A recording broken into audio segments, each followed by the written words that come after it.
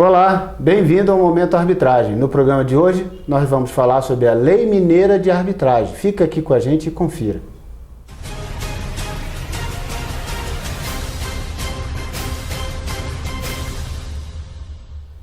Começa agora o Momento Arbitragem. Muito obrigado por sua audiência. Sou Asdrubal Júnior. No programa de hoje, nós vamos falar sobre a Lei Mineira de Arbitragem, a Lei 19.477 de 2011, uma lei estadual do estado de Minas Gerais.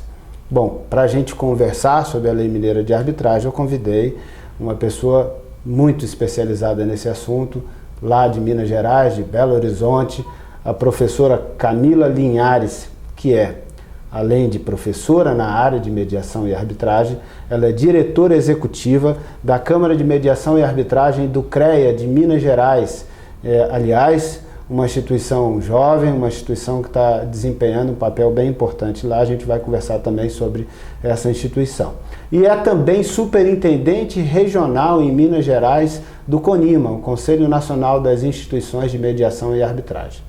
Camila, quero primeiramente agradecer a sua visita, aceitar o nosso convite, para a gente falar de um tema que a gente estava devendo aqui no Momento Arbitragem. A lei é de 2011, ainda não tinha falado sobre a lei, está na hora e vamos tratar sobre a Lei Mineira de Arbitragem. Conta um pouquinho para a gente as linhas gerais da Lei Mineira de Arbitragem e por que ter uma lei estadual tratando de arbitragem se nós já tínhamos a Lei Federal 9.307, que é a Lei de Arbitragem. Asdrubal, eu que agradeço o convite. Por que a lei mineira? Qual a necessidade? O foco da lei mineira é regulamentar a utilização da arbitragem na administração pública. Tínhamos essa necessidade? A meu ver, a princípio não. Porque a nossa lei 9.307, 96, a lei de arbitragem, ela não proíbe a utilização da arbitragem na administração pública. Ela, inclusive, autoriza a utilização da arbitragem para os conflitos patrimoniais disponíveis, sobre os quais poderiam se entender boa parte das contratações administrativas. Perfeitamente. E hoje nós já temos tanto entendimentos doutrinários, de vários arbitralistas conceituados, algumas jurisprudências, em prol da utilização da arbitragem na administração pública sem depender dessa lei. Mas o que ocorre? Existe no direito administrativo, no direito público de ordem geral, a questão do princípio da legalidade. Então, o Estado de Minas Gerais entendeu ser necessário uma lei estadual para autorizar a administração pública direta ou indireta poder utilizar, se quiser, a arbitragem como forma de solução de conflitos. Camila, na verdade, eu lembro que recentemente eu gravei uma matéria aqui no nosso programa, Momento Arbitragem, falando sobre o projeto de lei 7.108 de 2014, que é o projeto de lei que revisa a lei de arbitragem, a lei federal de arbitragem, e lá contempla a previsão da arbitragem nos contratos com a administração pública. E quando eu comentei isso, eu lembro que eu fiz a seguinte observação: olha, não precisava de ter isso na lei, porém, a prática estava demonstrando um crescimento muito vagaroso pelo temor que os administradores públicos tinham, porque a lei dos contratos administrativos, a lei 8666 de 93, não prevê expressamente a arbitragem e eles ficam sempre dentro daquela lógica de interpretar restritivamente, ser uma lei especial, por entender que o princípio da legalidade diz que ele só pode fazer aquilo que a lei expressamente o autoriza. E aí esse cuidado, esse excesso de zelo do administrador, preocupado até de responder futuramente ações de improbidade, responsabilizações junto ao Tribunal de Contas, etc., ele acabava não utilizando a arbitragem, embora pudesse fazer, porque insegurança de qual a interpretação jurídica ia se dar a isso. Então a lei mineira se antecipou a isso para dizer, vocês podem fazer aqui no estado de Minas, é isso? Conforme já informado por você, nossa lei é de 2011. Então ela realmente, a preocupação dela era essa, e hoje, passado um lapso temporal, nós constatamos que realmente esse objetivo foi atingido. Qual o objetivo? Dos procuradores do Estado aceitarem melhor a arbitragem como forma de solução de conflitos, acreditarem e ter a segurança, eu posso utilizar. Eu posso utilizar por quê? Porque eu tenho uma lei que me assegura que eu posso. Dá conforto. Cria um contexto de conforto, de um ambiente acolhedor para que ele possa caminhar para lá sem a preocupação de futuramente ser responsabilizado por aquilo. Exatamente. Então, se nós formos separar a comunidade arbitralista, não tinha dúvida de poder utilizar. Mas os nossos procuradores do Estado, que muitos não tiveram a formação de arbitragem, essa lei foi essencial para poder dizer sim ao Instituto, Instituto da Arbitragem. Então, a lei mineira pioneira no Brasil, né? Importante, e eu acho que ela deu uma demonstração, e esse tempo de maturação entre 2011 e agora, quando daqui a pouco deve entrar em vigor a nova lei de arbitragem, a revisão da lei de arbitragem, na medida em que foi discutida as emendas que faltam discutir no Senado Federal, as emendas foram incluídas pela Câmara dos Deputados. Então, essa experiência, essa maturação que teve no Estado de Minas, acaba que pode ser inspirador para o Brasil inteiro, logo que entrar em vigor, e se de fato se confirmar e entrar em vigor essa nova lei federal, para que possa também reproduzir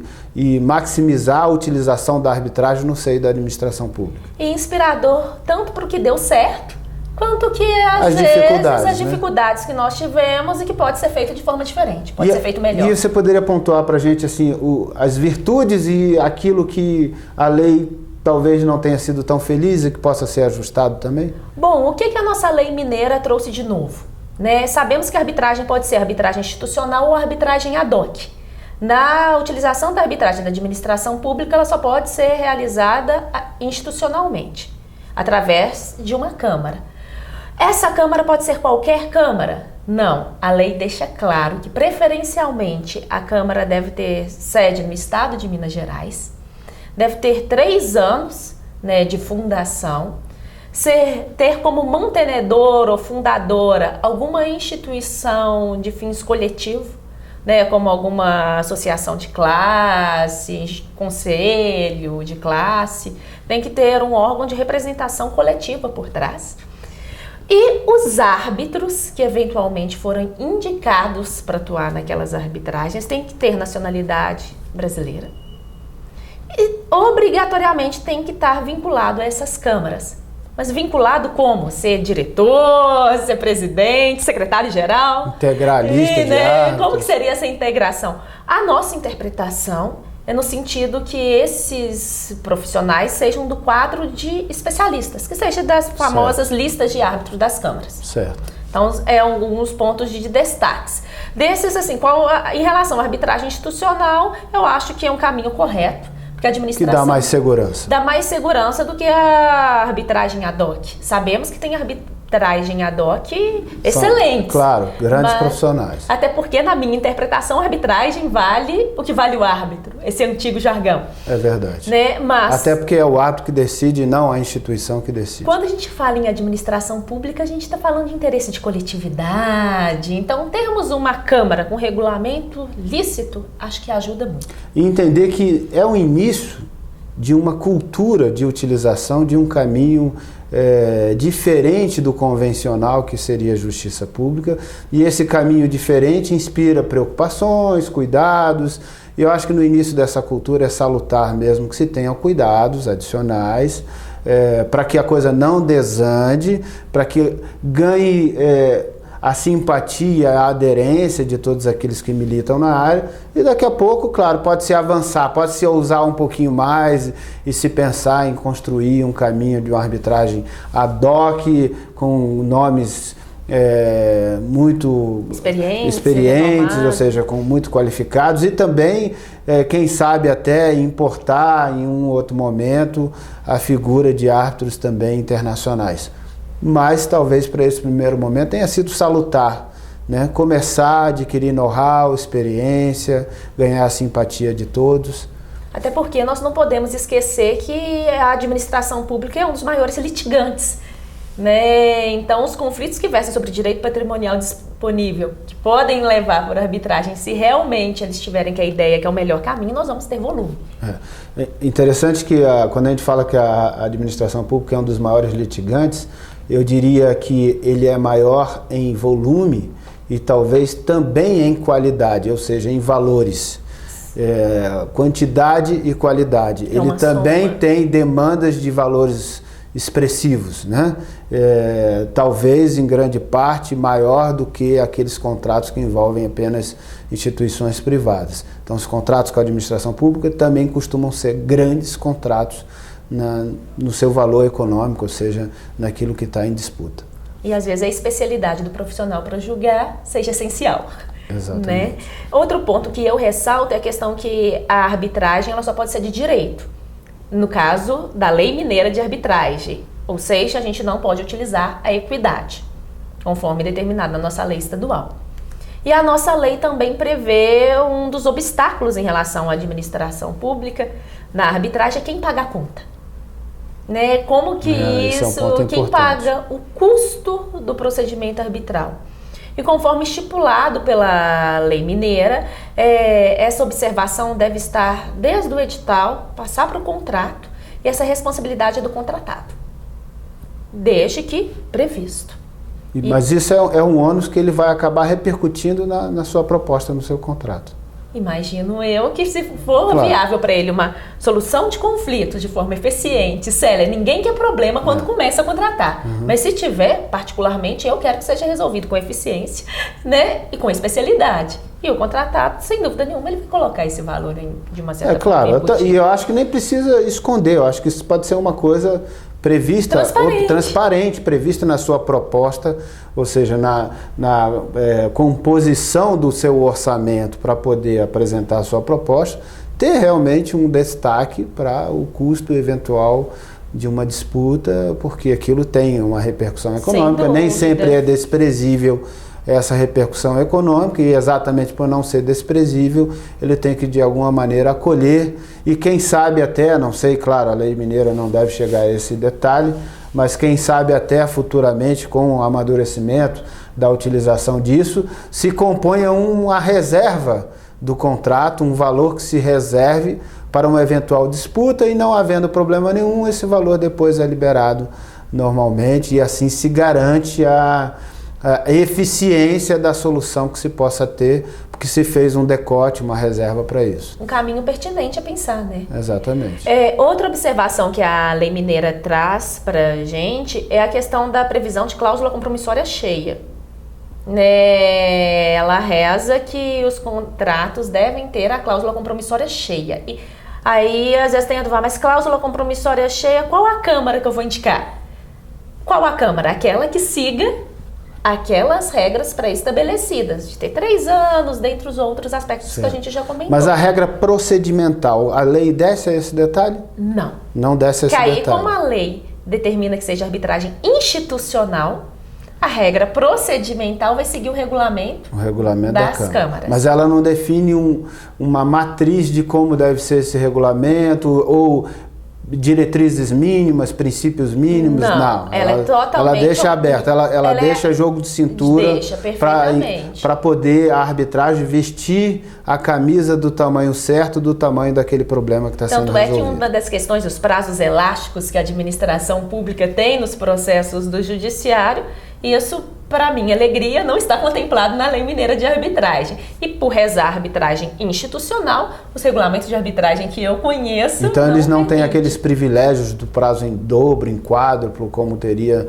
no processo civil comum. Não. E isso, sem dúvida nenhuma, é uma vantagem para o contratado e creio eu que demonstra uma transparência da administração pública em querer resolver o problema ao invés de postergá-lo. Até porque ela escolheu, vamos entender que o caminho da arbitragem é um caminho que depende do livre exercício da autonomia de vontade. Então, se a administração pública é uma das contratantes que está escolhendo o caminho da arbitragem, ela já está escolhendo ter um caminho expedito e, portanto, se submetendo voluntariamente à disciplina de um procedimento mais dinâmico, de um procedimento que não vai contemplar privilégios de prazos exagerados. Ou seja, ela vai se organizar o bastante para poder percorrer aquele caminho com a agilidade e a eficiência necessária. E neste ponto a gente vai ao encontro da mudança de mentalidade dos procuradores. Né, que os procuradores de Estado não prepararam para atuarem num procedimento com celeridade, que necessariamente foge, né, dos moldes que a gente aprendeu nos bancos de faculdade de Direito. Né, mas é um caminho. e a gente já tem então algum tempo de experimentação dessa lei. Sim. Na prática, está funcionando bem? A administração pública está realmente utilizando esse caminho? Já tem um certo número de questões que foram levadas à arbitragem envolvendo contratos com a administração? Eu posso te afirmar que já saiu da lei, né, e já virou realidade. Nós já temos contratos no estado de Minas Gerais com cláusula compromissória que elege a arbitragem como forma de solução de conflitos. Um que eu posso falar, que nós não estamos aqui em relação ao sigilo, embora falando de arbitragem, é a questão do contrato de concessão do Mineirão. O estádio de futebol na cidade de Belo Horizonte, que infelizmente ficou marcado pelo 7-1 para muitos. Triste. Por é bom nem lembrar. Vamos bom. pular essa parte. Vamos editar essa parte. Essa parte é bom não lembrar. Mas a minha lembrança com o Mineirão é a cláusula compromissória de arbitragem. Né? Não tem para o jogo da Alemanha a gente fazer uma outra arbitragem, não?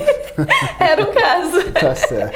Né? Então, o nosso contrato, em Minas Gerais, o contrato do Mineirão tem a cláusula, né? Eventualmente tendo algum conflito nesse contrato de concessão, arbitragem é a escolha. Não só esse, nós temos outros casos em Minas Gerais que já tem a cláusula e os procuradores do estado de Minas Gerais já começam a distribuir os primeiros casos de procedimentos arbitrais. Perfeito.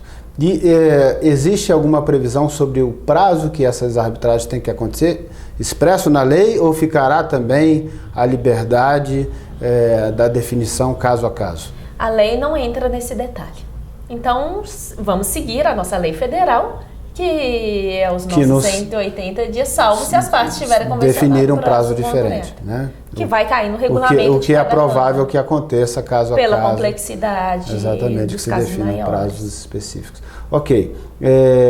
Então, é uma coisa que a gente ainda tem que acompanhar, monitorar, mas já essa experiência, a ambientação, a sensibilização dos procuradores, dos gestores públicos também, para poder incluir, e já é uma virtude e uma vitória que a lei mineira acabou contemplando, e parabéns a isso. E essas questões menores que a gente falou, claro que talvez ganhe com a maturidade da experimentação das questões que sejam submetidas à arbitragem lá em Minas, acabem levando a futuramente um aperfeiçoamento da lei, mas sem dúvida são exemplos inspiradores para o ambiente federal, ou seja, para a lei federal e para a replicação nos demais estados também, que isso possa acontecer. Eu acho que já há algo de muito positivo nisso. Aí eu te pergunto, e como está o desenvolvimento da arbitragem lá em Minas? Aí não só falando da administração pública, mas falando de Minas Gerais, nós temos câmaras muito importantes em Minas, que têm inclusive presença em outros estados, câmaras com presenças em outros estados, e que ganharam uma certa notoriedade nacional pela atuação. Os advogados já estão ambientados com isso, já olham com isso com uma simpatia maior? Bom, em Minas Gerais eu falo de arbitragem feliz, né? Por quê? Porque a questão da nossa cultura, sabemos que a utilização da arbitragem é uma mudança de cultura. E essa mudança de cultura, ela já tem um tempo que está sendo realizada, já está sendo sedimentado, o que era sonho virou realidade. Então, nós temos hoje muitos profissionais da área jurídica preparados, o que me deixa mais satisfeitas, muitos estudantes, grupos de estudos, que além de nós termos câmaras sólidas em Minas Gerais, nós temos grupos de estudo de arbitragem. Fantástico. Também reconhecidos. Competições de arbitragem. Então, além de nós trabalharmos no estado com os profissionais do mercado, nós trabalhamos com os profissionais do amanhã. E eu acho que é isso que nós estamos conseguindo sucesso. Esse efeito multiplicador. Que vai passando de geração para geração. Lógico, nós temos resistência, temos profissionais da área de direito que têm resistência em relação ao Instituto, até por ignorância. Eu não conheço, não uso, não indico, né? Sem dúvida nenhuma. Né? Mas a Comissão de Mediação e Arbitragem da OAB de Minas Gerais também há um determinado tempo já faz um bom trabalho, que é plantando a sementinha no seguinte sentido: você não tem que usar, mas sabe o que é. Tem vantagens e desvantagens. Eu diria que hoje isso é um dever do advogado. Meu Deus, não é mais um diferencial, é um dever, é uma necessidade intransponível. Ele tem que se debruçar para conhecer, porque ele não pode orientar o seu cliente ignorando esse caminho. Ele tem que considerar, ainda que seja para chegar à conclusão, que não é o caminho adequado para resolver aquele determinado conflito. Assim ele entregará a orientação correta ao seu cliente, não correrá o risco de entregar uma orientação parcimoniosa, uma orientação deficiente, porque não considerou um dos caminhos tão importantes e tão festejados hoje de solução de conflito. Então, o advogado estiver nos ouvindo, eu acho que vale sempre fazer esse alerta. Se você não estudou atenção, isso, não estudou isso na faculdade, é compreensível, porque as faculdades nem todas incorporaram esse estudo, isso é uma coisa relativamente recente, mas isso não lhe furta da obrigação de estudar sobre as soluções extrajudiciais, sobretudo sobre a arbitragem, para poder considerar essa hipótese como um meio de tratamento do conflito para cada conflito. E assim tomar a decisão correta e dar a orientação precisa para o seu cliente de qual caminho deve seguir. Falou tudo. Né? Então a receita que nós temos no estado de Minas Gerais, se fosse para nós sintetizarmos, é união de câmaras sérias, o trabalho atuante da OAB, junto com grupos de estudos e algumas faculdades abrindo as portas para falar para os seus alunos. Além de algumas faculdades no estado que têm a disciplina de forma obrigatória, e as que não têm, socorrem ao grupo de estudos. Perfeito, excelente. Bom, a gente já está chegando à parte final do nosso programa. E eu vou lhe dar a palavra para as suas considerações finais, e nesse momento eu queria que você falasse um pouquinho sobre a atuação lá da Câmara de Mediação e Arbitragem do CREA de Minas, que é uma câmara de um conselho profissional, e isso também envolve sempre alguma discussão, alguma polêmica, mas que a área de engenharia, a área imobiliária, são áreas que demandam com algum significado, com algum volume, a arbitragem em todo o Brasil. Eu acho que essa experiência pode ser reveladora para as unidades em outros estados que queiram também do CREA, ou seja, que queiram também importar essa ideia, por que não? Sem dúvidas, Dubrão, isso seria tema até de outro programa. A criação de instituições de arbitragem em conselhos de classe. Eu, como gestora de Câmara de Mediação e Arbitragem dentro de um conselho, que é o caso do CREA, eu mesma falo abertamente, existem vantagens e desvantagens. Né? Mas falando particularmente da Câmara do CREA, o que tem sido feito? Né? A Câmara, conforme falado por você no início, é uma Câmara nova. Né, a Câmara vai fazer os seus 3 anos agora. Só que o trabalho do CREA em pacificação social começou lá dos anos 90. Desde 96 o CREA já trabalhava com a pacificação social através da conciliação, de um serviço que existia que se chamava apoio à comunidade. Não é a conciliação como a gente conhece hoje em dia, mas já tinha sementinha. Certo. Com o advento da Câmara, abriu isso. Na hora que eu falo abril, o que foi feito? Hoje nós temos um convênio com a Defensoria Pública do Estado de Minas, né, na cidade de Belo Horizonte, em que chega-se um conflito da área de engenharia, né, na Defensoria, a Defensoria, ao invés de distribuir uma causa, direciona ele para a Câmara para a tentativa de uma composição. Então a gente trabalha muito com a conciliação na área de construção, né? E não só na área de construção, engenharia, a gente tem que, principalmente nós advogados, temos que abrir um pouquinho. Tem a área da engenharia mecânica, né, TI, por aí verdade, vai. É verdade. E, consequentemente, a arbitragem, sabemos que no Brasil, né, nós temos alguns dados levantados em relação a esse assunto, que a área que mais se utiliza a arbitragem é a área de construção civil, infraestrutura e mercado imobiliário. Então, hoje nós fazemos um trabalho focado, né, para a utilização da arbitragem na área tecnológica do CREA, que significa as engenharias e agronomia. E também, agora, nós estamos implementando o regulamento dos DIARBIs, né, que aportuguesando os comitês de resolução de disputas, que sem dúvida nenhuma, conflitos na área de construção civil, eu acho que os comitês de resolução de disputas chegaram para ficar. E aí, só para a gente abrir um parênteses nesse ponto, que é um exemplo inspirador sobre isso, a questão do metrô de São Paulo e da Rio 2016, né, que vai adotar, está já adotando essa forma de resolver disputas nos contratos que envolvem a preparação para as Olimpíadas Rio 2016. E é um legado que deve deixar para o Brasil como um exemplo inspirador também. E bacana que o CREA esteja atento a isso. A gente já gravou um programa falando sobre esse exemplo da Rio 2016, entrevistamos o gerente da Rio 2016 que trata sobre esse assunto e que implantou a ideia lá, com o tema Dispute Boards. Então, acho que chegou para ficar também e é uma coisa que vai crescer. Mas vamos deixar para outro programa. Vamos deixar, outro tema, já temos 2 programas. Bacana.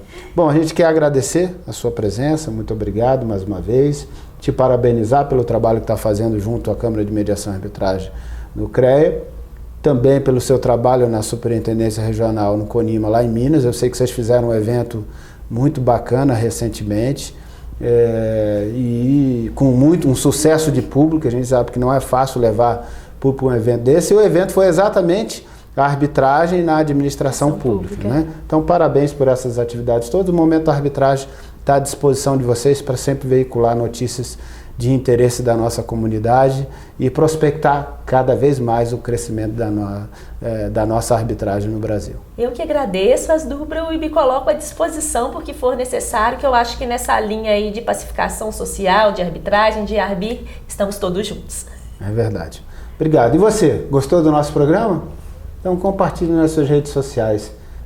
Teremos grande prazer de interagir contigo se tiver uma dúvida, pergunta, sugestão de pauta, crítica construtiva. Meu e-mail está aparecendo aí na sua tela. Agora eu quero te fazer um convite especial. Você já assinou o nosso canal do YouTube? Então assina, está aparecendo na sua tela aí também o link para você assinar o nosso canal no YouTube. No mais, você já sabe, me encontra aqui toda semana no Momento Arbitragem. Grande abraço para você, até o próximo programa.